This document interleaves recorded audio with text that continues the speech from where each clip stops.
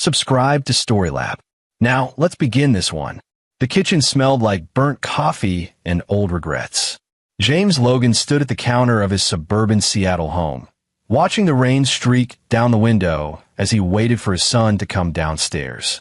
15 years since he'd left the Navy, 15 years since he'd last looked through a rifle scope at a target 2,000 yards away, and he still woke up at 0500 every morning like clockwork. "Dad, I'm gonna be late." Derek's voice carried down the stairs. At 17, his son had inherited his mother's dark hair and quick smile, but James saw himself in the kid's eyes, that same restless energy that needed an outlet. James poured 2 mugs of coffee, sliding one across the counter as Derek bounded into the kitchen, backpack slung over one shoulder. The kid had been staying with him for the past month while Deborah, James's ex-wife, was on a business trip in Tokyo. It was the longest they'd spent together in years, and James was surprised by how much he'd enjoyed it. "Big game tonight," Derek said, grabbing a protein bar from the pantry. "Coach thinks scouts from UW might show up." James allowed himself a rare smile. "You've been putting in the work. They'd be stupid not to look at you. You coming? Wouldn't miss it." Derek hesitated at the door, then turned back. "Hey, Dad. Thanks for, everything this month. I know we haven't always been close, but it's been good." The words hit James harder than he expected. After the divorce 8 years ago, he'd thrown himself into his work as a wilderness survival instructor, telling himself that distance was easier than dealing with his failures as a husband and father. Deborah had been right to leave him. He'd been a ghost in his own house, his mind still trapped in the desert or the mountains, or whatever godforsaken place the Navy had sent him to kill people he'd never met. "It's been good for me too, son." After Derek left, James spent the morning preparing for his weekend class. 20 corporate executives paying $5,000 each to learn how to start a fire without matches and build a shelter in the Cascade Mountains. Easy money, and it kept him outdoors where he belonged. His phone buzzed. Kristen Ellis, his old spotter from his SEAL days, now running a private security consulting firm in San Francisco. "Drinks next time you're down here?" "Been too long, Logan." He typed back, "Definitely. How's business?" "Booming. Turns out rich people love paying for paranoia." James chuckled. Kristen had always had a dark sense of humor about their profession. They'd worked together for 6 years, and she'd save his life at least twice. After they both got out, they'd kept in touch, though they rarely saw each other in person. The afternoon crawled by. James organized his gear, checked his emergency medical supplies, and tried not to watch the clock. He'd promised Derek he'd be at the game by 6. And he intended to keep that promise. His phone rang as he was loading equipment into his truck. "Mr. Logan?" An unfamiliar voice, female, nervous. "This is Myers from Lakewood High School. I'm the vice principal. Derek didn't show up for his afternoon classes, and we can't reach him on his phone." James's blood went cold. "What do you mean he didn't show up?" "He left here this morning. He was in his morning classes, but after lunch he never came back. It's probably nothing. Teenagers sometimes skip, but given your son's excellent record, we wanted to let you know." James was already moving toward his truck. "I'll find him." He called Derek's phone, straight to voicemail. He tried 3 more times with the same result. Forcing himself to think logically, he drove to the school, to Derek's favorite coffee shop, to the community center where the kids sometimes worked out. Nothing. No sign of him. By 5 o'clock, a knot of genuine fear had formed in James's chest. He called Deborah in Tokyo. She didn't answer. It was 3 in the morning there. He left a message, trying to keep his voice calm. He was pulling into his driveway when he saw the package. Brown cardboard box, about the size of a shoebox, sitting on his doorstep.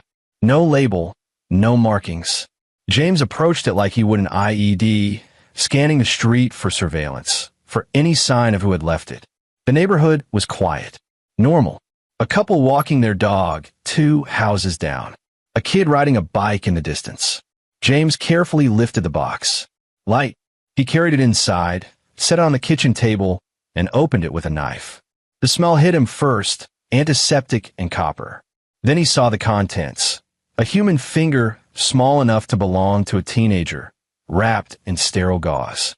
A gold class ring from Lakewood High, Derek's initials engraved on the inside. And a note, printed on plain white paper. $2 million. Pier 47. Dock 12. Midnight tonight. Cash only. Come alone. No police.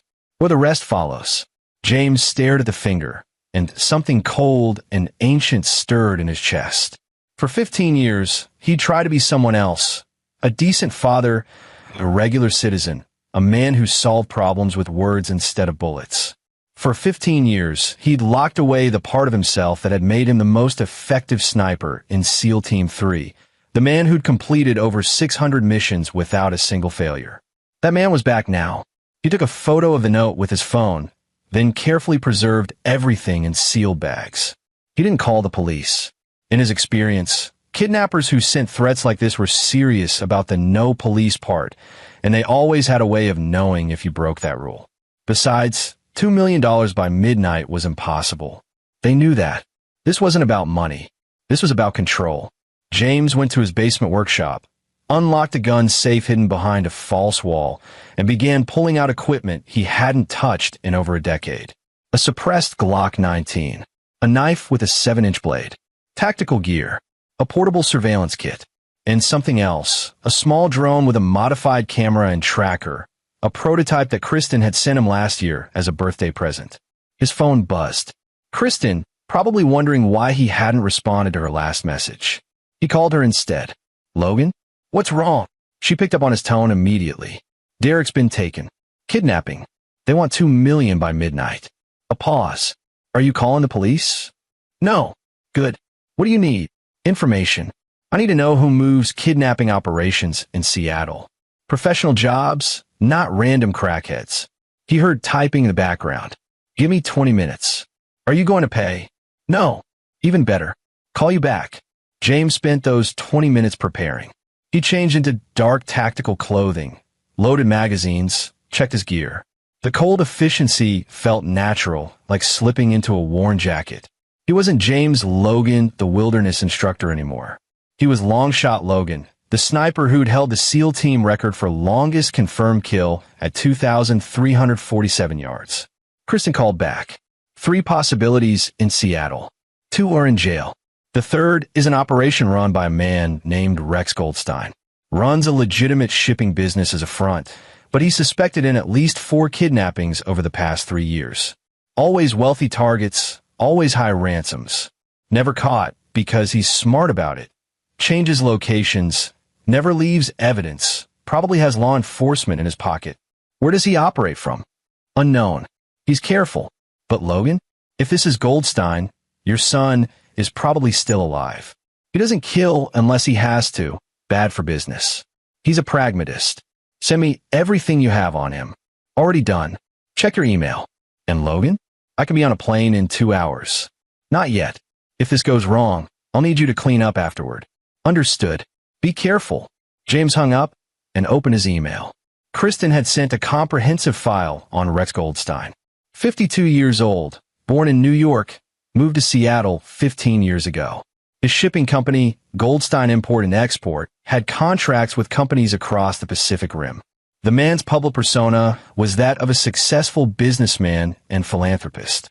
The reality, according to Kristen's sources, was much darker. The file included surveillance photos, known associates, property holdings. James studied each image, committing faces to memory.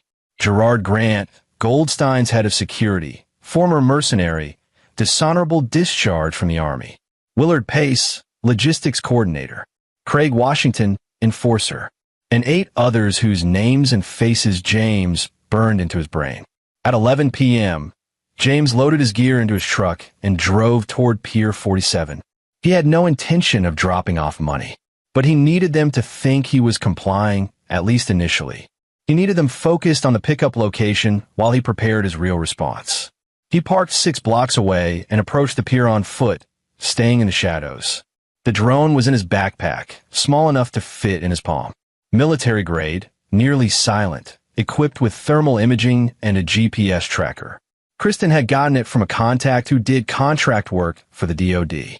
Dock 12 was at the end of the pier, isolated from the main commercial area. James found a position behind a shipping container with a clear view. At 11:45 p.m., a black SUV pulled up. 2 men got out, Gerard Grant and an associate James recognized from the file as Rogelio Martinez. They positioned themselves near the dock, scanning the area with practiced efficiency. James didn't move. He watched their patterns, their communication style. Grant was the alpha, giving orders with hand signals. Martinez was nervous, checking his phone every 30 seconds. At midnight, when no one appeared with money, Grant made a phone call. James couldn't hear the conversation, but he could see Grant's face harden. After 2 minutes, both men returned to the SUV and drove away. James was already moving. He sprinted back to his truck, pulled out the drone, and launched it into the night sky. The controller's screen showed the SUV's taillights heading south. James jumped into his truck and followed at a distance while the drone tracked them from above. The SUV drove for 30 minutes, eventually turning onto a private road that led to an industrial area near Kent. James killed his lights and parked on a side street, watching the drones feed. The SUV pulled into a warehouse complex, 3 large buildings surrounded by a chain-link fence.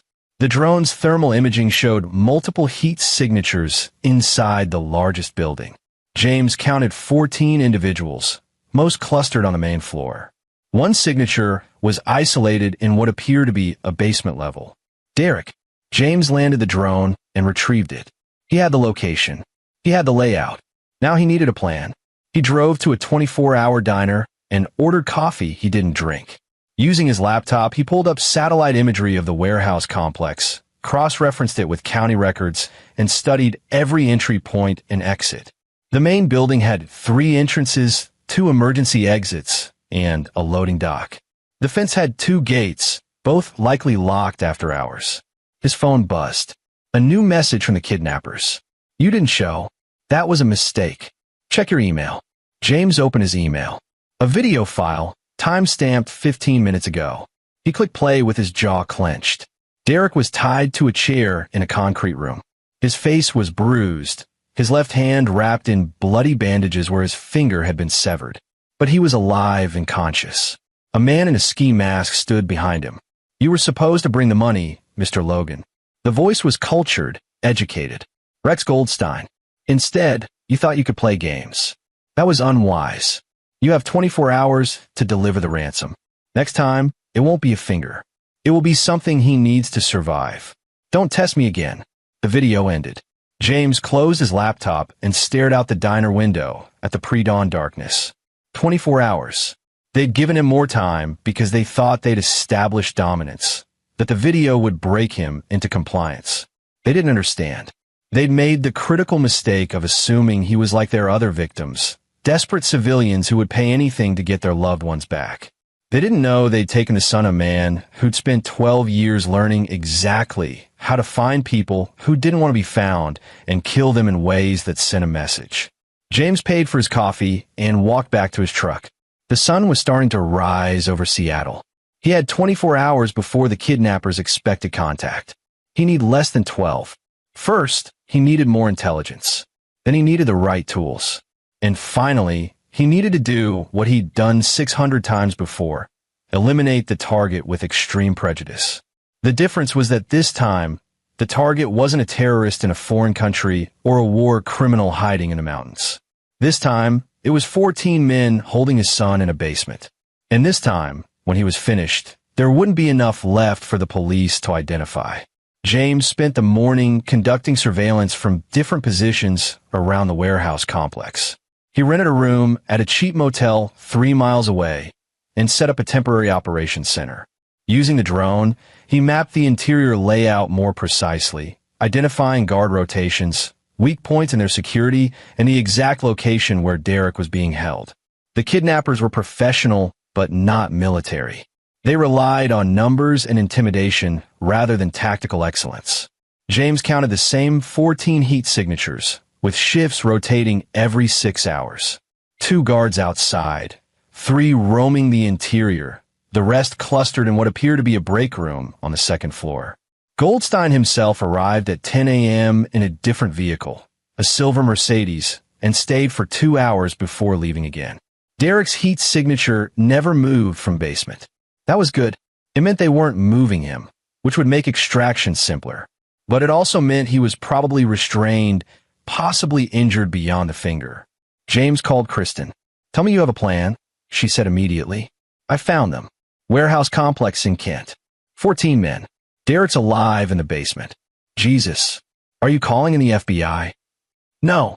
A long pause. "Logan, I know what you're thinking. But this isn't Afghanistan. You can't just—" "Yes, I can. They'll put you in prison for the rest of your life. Only if they catch me. And only if there's evidence." He heard her sigh. "What do you need?" "I need someone to be my voice of reason after this is over. Someone to make sure Derek knows I did this for him. Not because I'm a psychopath." "Can you do that?" "You know I can. But Logan, make sure you come back. Derek needs his father, not a ghost." "I will." He spent the afternoon acquiring supplies. Thermite, grenades from a contact who dealt in demolition equipment. A suppressed rifle from a private collector who didn't ask questions. Additional ammunition, medical supplies, and a burner phone. Everything he needed to execute a tactical assault designed for one man against 14. At 4 p.m., he received another message from the kidnappers. 16 hours left. "Hope you're raising the money. Your son is counting on you." James didn't respond. Let them think he was scrambling to get the ransom together. Let them feel secure in their timeline. He drove back to his house and walked through it slowly, looking at the photos on the walls. Derek at his 8th birthday party. Derek's first soccer trophy. Derek and Deborah at his high school graduation.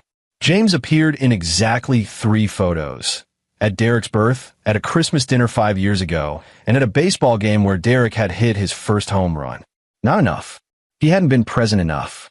Hadn't been the father Derek deserved. He'd been too busy trying to forget who he'd been, running from his past, instead of integrating it into his present. If he survived tonight, that would change. James left a letter on the kitchen table addressed to Deborah, sealed in an envelope. In it, he'd explained everything. The kidnapping, his plan, and his love for Derek. If things went wrong, at least she'd know he'd tried.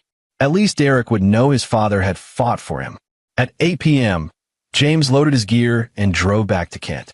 He parked 2 miles from the warehouse and walked the rest of the way, moving through the darkness like a shadow.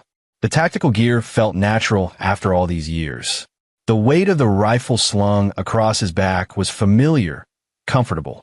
He reached the fence line and used wire cutters to create an opening on the far side of the complex, away from the main gate where the guards would be focused. The warehouse loomed ahead, lit by security lights that created predictable patterns of shadow. James moved to his first position, a storm drain that provided cover and a clear line of sight to the main entrance. Using his scope, he watched the guards change shift at 9 p.m. 2 new men took position outside. Gerard Grant appeared briefly, smoking a cigarette and talking on his phone. James could take him out right now, but that would alert everyone inside. Patience. That had been his greatest asset as a sniper. The ability to wait for the perfect moment, to control his breathing and heart rate, to become part of the landscape. At 10 p.m., one of the outside guards walked to the far corner of the building to take a piss. James moved, silent, swift, covering the 50 yards in seconds. The guard never heard him coming. James's knife found the man's throat, and he lowered the body silently, dragging it into the shadows. 1 down, 13 to go. The second outside guard would notice his partner missing in approximately 3 minutes. James needed to be inside by then. He moved to the loading dock entrance, picked the lock, and slipped inside. The interior was exactly as the drone had shown. A large warehouse floor with offices on the second level and basement access through a door near the back. James could hear voices from upstairs, laughter, someone watching television. They felt safe here. That would be their fatal mistake. James descended the basement stairs, moving with practiced silence. At the bottom was a hallway with 3 doors. The middle one was locked. James picked it in 15 seconds and opened it slowly. Derek was inside, tied to a chair, his head slumped forward. For a horrifying moment, James thought he was dead. Then he saw the slight rise and fall of his chest. "Derek," James whispered. His son's head jerked up. His eyes widened when he recognized his father. "Dad? How did you?" "Not now. We need to move. Fast." James cut the restraints and helped Derek stand. The kid was weak but mobile. The bandage on his hand was fresh. They'd been taking care of him, keeping him alive for the ransom. Can you walk? Yeah, Dad, there's 14 of them. I know. Stay behind me. Do exactly what I say. They moved up the stairs. James could hear footsteps above them. Someone coming to check on Derek. He pulled Derek into a storage closet, just as a man descended the stairs. Rogelio Martinez, according to the file. James waited until Martinez opened the basement door and found it empty. What the fuck? Martinez turned, reaching for his radio. James shot him twice in the chest with the suppressed pistol. The sound was no louder than a cough. Martinez collapsed, dead before he hit the floor. 2 down. 12 to go. Stay here, James whispered to Derek. Lock this door. Don't open it for anyone but me. Dad, no. Derek, I need you to trust me. I'm getting you out of here, but I need to do this my way. Lock the door. James saw the fear and confusion in his son's eyes, but also trust. Derek nodded and James closed the closet door, waiting until he heard the lock click. Now came the hard part. James moved through the warehouse like a ghost, using every skill he'd learned in 12 years of special operations. He knew how to move in darkness, how to anticipate guard patterns, how to kill silently and efficiently. Third target, a guard in the main floor bathroom. James caught him from behind, knife to the throat, lowered him silently into the stall. Fourth target, another guard making rounds. Suppressed pistol, 2 shots to the center mass, 1 to the head for certainty. Fifth and sixth targets, 2 men smoking near the loading dock. James approached from their blind side, killed both before either could cry out. The bodies were starting to pile up. Soon someone would notice. James needed to move faster.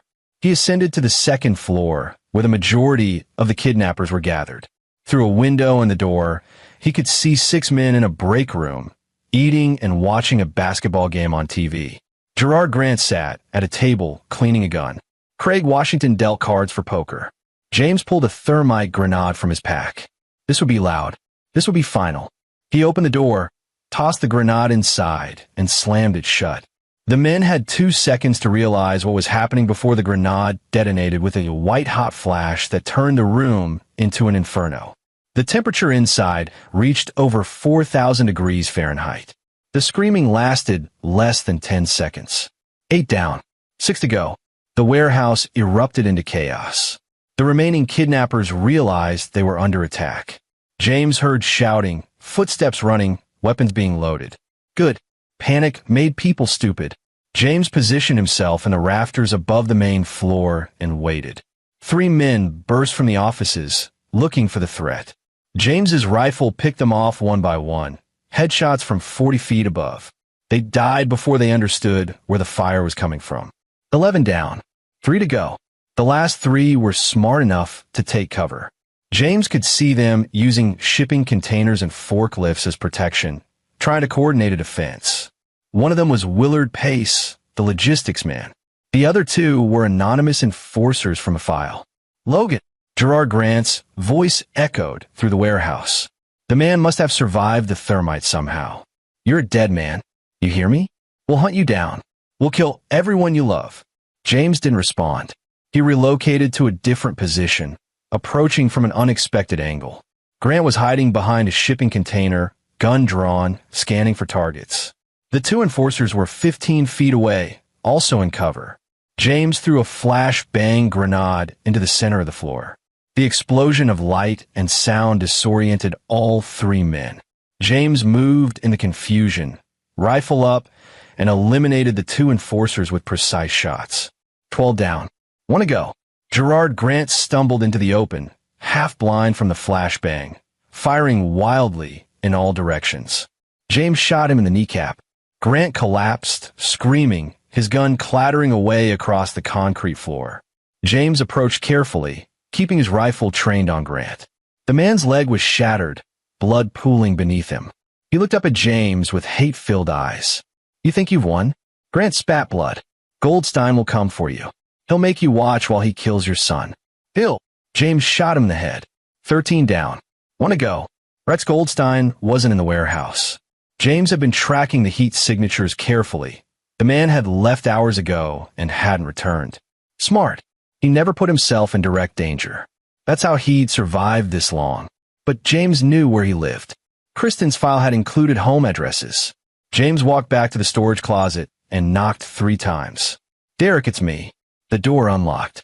Derek emerged, pale and shaking. His eyes widened when he saw the carnage. Bodies throughout the warehouse, smoke still rising from the second floor, blood on the concrete. "Dad, what did you do?" "I got you back." "Come on. We need to leave before the police arrive." "You killed them all." "Yes." Derek stared at him. "I don't." "Who are you?" James met his son's eyes. "I'm your father, and I'm someone who doesn't let people hurt what's mine. Now let's go." They walked out of the warehouse together. James had Derek wait in the truck while he retrieved the drone and made one final sweep to ensure he hadn't left any identifying evidence. The thermite had destroyed most forensic material in the break room. The bodies downstairs would be difficult to identify. James had made sure of that. As they drove away, James could hear sirens in the distance. Someone must have reported the explosion. Good. Let the police find the mess. Let them wonder what kind of war had been fought in that warehouse. Derek was silent for the first 10 minutes of the drive. "Then, they're going to know it was you." "No, they won't. I was careful. No cameras caught my face. No fingerprints. No evidence that I was ever there. But the ransom note, burned, along with everything else. As far as anyone knows, you escaped during a rival gang attack or some other criminal dispute. We'll say you managed to get free and call me when it was over. You've done this before." It wasn't a question. James didn't answer. "How many people have you killed, Dad?" James gripped the steering wheel. "More than you need to know about. I was a Navy SEAL, Derek. I did things in the service of my country that I'm not proud of. But I've never regretted a single shot when it protected innocent people. And I will never regret what I did tonight." Derek touched the bandage on his hand. "My finger. We'll tell the hospital you were in an accident. They'll stabilize it. You might lose some function, but you'll adapt. You're strong, like your mother." "Like you mean?" James glanced at his son. Derek was looking at him differently now. Not with fear, exactly, but with a new understanding. The comfortable illusion of James Logan, the wilderness instructor, had been shattered. Derek had seen the truth underneath. "I'm sorry you had to see that side of me," James said quietly. "Are you sorry you did it?" "No." Derek nodded slowly. "Good. Because those people, they would have killed me anyway. Once they got the money, they would have killed me to eliminate the witness. I heard them talking about it." James's hands tightened on the wheel. "How's your hand?" "Hurts like hell, but I'll live." Derek paused. "Dad, thank you for coming for me, for not just paying the money and hoping. I'll always come for you, no matter what." They drove in silence for another few minutes. Then Derek said, "There's one more, isn't there? The guy who ordered it. Rex Goldstein." "Yes." "Are you going to kill him too?" James pulled into a hospital emergency room parking lot. "First, we get you medical attention. Then we deal with everything else. You tell the doctors you were in a boating accident. Propeller caught your hand. I was below deck, didn't see it happen. They'll believe it because they want to believe it. Then we call your mother and tell her the same story. She's going to want to fly home immediately. And Goldstein," James looked at his son. "Let me worry about that. You focus on healing." Derek met his father's eyes. Something passed between them, an understanding, an acknowledgement of the darkness they'd both seen. "Okay, but Dad, when it's done, I want to know. I want to know he paid for what he did." "He will." The hospital asked questions, but accepted the boating accident story. Derek's hand was stabilized, the wound cleaned and properly dressed. He'd need surgery to prevent infection, but he'd keep the hand. The doctor said he might regain 80% function with physical therapy. Deborah called 10 minutes after James left her voicemail. She was frantic, crying, demanding to know how this happened. James kept his voice calm and repeated the cover story. An accident. His fault for not being more careful with the boat. Derek was fine, stable. She should come home, but there was no need to panic. She arrived 2 days later, having caught the first flight from Tokyo. By then, Derek had been released from the hospital and was resting at home. The police had briefly investigated the boating accident, but found no reason to doubt the story. James had even rented a boat and deliberately damaged the propeller to create evidence. Deborah held Derek for a long time, crying, checking his bandaged hand over and over. Then she turned to James with fire in her eyes. How could you let this happen? It was an accident, Deborah. You should have been more careful. You should have. She stopped, seeing something in James's expression. For a moment, James thought she might have guessed the truth. Deborah had always been perceptive, but then she just shook her head. We'll talk about this later. Derek needs rest. That night, while Derek and Deborah slept, James went to his basement and opened his laptop. Kristen had sent him an update on Rex Goldstein. The man's warehouse had been raided by police, who'd found 13 bodies burned or shot beyond recognition. The investigation was ongoing, but preliminary reports suggested a gang dispute or rival criminal organization. No witnesses, no evidence connecting James to the scene. Goldstein himself had gone aground. His Mercedes was found abandoned at Seattle-Tacoma Airport. His house was empty. His phone was turned off. Smart.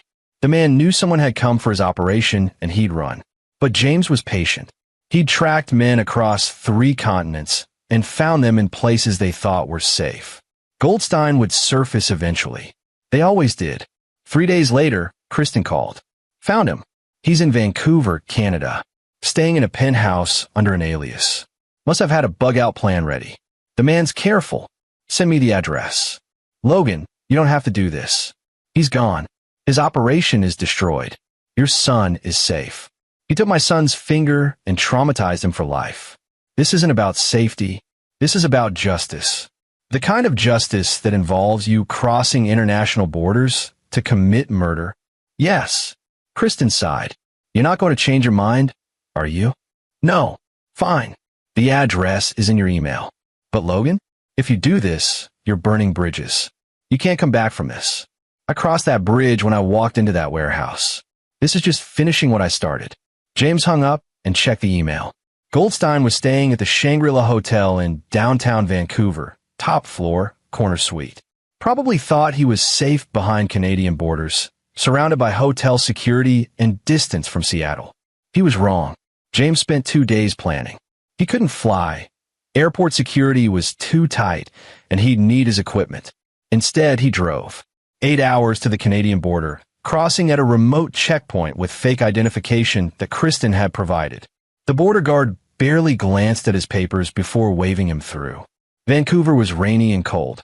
James parked his truck in a long-term lot and walked downtown, carrying a backpack with his rifle broken down into components, suppressor wrapped in clothing, ammunition hidden in false bottom. He'd done this kind of infiltration 100 times.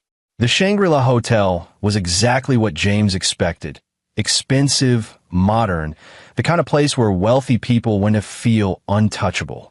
James rented a room on the opposite side of the hotel from Goldstein's suite and spent the evening conducting surveillance. Goldstein rarely left his room. When he did, it was with 2 bodyguards, large men who screamed private security. They'd escort him to restaurants or business meetings, then bring him back. The man was scared, looking over his shoulder constantly. Good. He should be scared. On the 3rd night, James made his move. The hotel had roof access through a maintenance door that wasn't properly secured. James picked the lock and positioned himself on the roof with a clear line of sight to Goldstein's penthouse balcony. The range was 287 yards. Wind coming from the northwest at 8 miles per hour. Temperature 42 degrees. James adjusted his scope and controlled his breathing, settling into the zone where time slowed down and the world reduced to the crosshairs and the target. At 11:47 p.m., Goldstein stepped onto his balcony with a glass of whiskey. He was wearing a bathrobe, his face haggard from stress. James could see him through the scope, every detail, every expression. Rex Goldstein took a sip of his whiskey and stared out at the Vancouver skyline. He probably thought he'd gotten away with it. Probably thought that whoever had destroyed his operation wouldn't be able to track him across international borders. James's finger moved to the trigger. He could end this right now. One shot. Goldstein would be dead before he heard the gunshot. Clean. Professional. But James didn't fire. Instead, he watched Goldstein finish his whiskey and go back inside. James packed up his rifle and left the roof, walking back to his hotel room with a strange sense of hollowness. He could kill Goldstein. Easily. But then what? Derek would know his father had become a murderer. Deborah would somehow sense the truth. And James would have to live with the fact that he'd crossed a line he couldn't uncross. Killing not in combat, not in defense, but in cold blood for revenge. The 13 men in the warehouse had been different. They'd been armed enemy combatants holding his son hostage. That was combat. That was justified. But this? Shooting an unarmed man on a balcony in a foreign country? James sat in his hotel room and called Kristen. "Did you do it?" she asked immediately. "No." "Why not?" "Because I want him to suffer more than I want him dead. I want him to lose everything the way he tried to make me lose everything." "I'm listening. Can you access his financial records?" "Probably. Give me a few hours." 3 hours later, Kristen called back. "Got it. Goldstein's got approximately $8 million in various offshore accounts. Most of it's from his criminal operations, ransoms, smuggling, money laundering. He's been moving it around, trying to hide it. Can you steal it? Are you serious?" "Completely. Take everything he has, every dollar, and then leak his information to every law enforcement agency on both sides of the border. The FBI, the DEA, the RCMP, Interpol. Let them know exactly where he is and what he's done." Kristen was quiet for a moment. "That's actually brilliant. He'll spend the rest of his life in prison. Penniless. No power. No respect. Just another inmate." "Exactly. Death will be too quick. I want him to rot. Give me 24 hours. I'll need to coordinate with some contacts, but I can make this happen." James hung up and stared out his hotel window at the Vancouver skyline. Somewhere out there, Rex Goldstein was sleeping peacefully, thinking he'd escaped justice. He hadn't. The next day, James drove back to Seattle. By the time he crossed the border, Kristen had done her work. Goldstein's accounts were empty. The money had been distributed to various charities, including organizations that helped victims of kidnapping and violent crime. And every law enforcement agency in North America now had a comprehensive file on Rex Goldstein's criminal activities, complete with evidence that Kristen's contact had compiled from various sources. The man's face was all over the news by evening, wanted for kidnapping, extortion, money laundering, and conspiracy to commit murder. James watched the news coverage from his living room. Derek sat beside him, his bandaged hand resting in his lap. "That's him," Derek said quietly. "The man from the video." "Yes." "What happened to him?" "Someone gave the police everything they needed to put him away for life. He was arrested this morning in Vancouver. No bail. They're already preparing extradition papers." Derek looked at his father. "Someone, not you. I had help from a friend, but you could have killed him. I know you had the chance." James met his son's eyes. "Yes, but I wanted him to live. I wanted him to spend the next 30 years in a concrete cell, knowing that he lost everything. Death would have been mercy. This is justice." Derek nodded slowly. "Is it over now?" "Yes, it's over." They sat in silence for a while, watching the news coverage. Then Derek said, "Mom want me to stay with her for a while. She's scared to let me out of her sight." "That's understandable. But I told her I want to stay here too. Split my time between you both." She wasn't happy about it, but she agreed. James felt something warm in his chest. "You sure about that?" "Yeah. I mean, you're terrifying, and I'm pretty sure you've broken about 50 laws in the past week. But you're also the only person who came for me when it mattered. You didn't hesitate. You didn't wait for the police or negotiate or hope it would work out. You just acted." Derek paused. "I want to know that person. My real dad. Not the version you've been pretending to be." James didn't trust himself to speak. He just nodded. "So," Derek continued, "once my hand heals, can you teach me some of that stuff? Not the killing part, but the survival skills. The tracking. The tactics. I'm thinking about applying to military academies. Following in your footsteps. Derek, that life, it changes you. It takes pieces of you that don't grow back. I know, but it also makes you strong enough to protect the people you love. That seems worth it." James looked at his son and saw not the scared teenager from a week ago, but someone who'd been tested by fire and emerged stronger. Maybe not unchanged, but not broken. "Okay," James said. "We'll start training next month. But we do it right. No shortcuts." Derek smiled. A real smile, the first one James had seen since before the kidnapping. "Deal." 3 months later, James received a letter forwarded from Kristen. It had been sent from a maximum security prison in Washington state. Mr. Logan, I know it was you. The police don't believe me. They think I'm paranoid, crazy, desperate to blame someone for my downfall. But I know. I recognized your son's face from the news coverage when he survived a boating accident the same week my operation was destroyed. You took everything from me. My business, my money, my freedom. 13 of my men died in that warehouse. You did that. You're a murderer, a monster, and one day you'll pay for what you've done. But I want you to know something. I'm not sorry for what I did to your son. I'm only sorry we didn't finish the job. Because men like you need to understand that there are consequences. You think you're better than me? You think your violence is somehow righteous because you wear an American flag pin? We're the same, Logan. You're just better at lying about it. I hope you sleep well at night. I hope your son grows up to be just like you. And when he does, I hope you finally understand the monster you've created. Rex Goldstein. James read the letter twice, then walked to his fireplace and burned it. The ashes drifted up the chimney and disappeared into the sky. Rex Goldstein was wrong about one thing. They weren't the same. Goldstein had hurt people for profit, for power, for the thrill of control. James had hurt people to protect the innocent, to defend those who couldn't defend themselves. That distinction mattered. It had to matter. Outside, Derek was in the backyard, practicing the tactical movements James had been teaching him. The kid's hand had healed remarkably well. 85% function, better than the doctors predicted. He moved with growing confidence, learning to compensate for the slight weakness in his grip.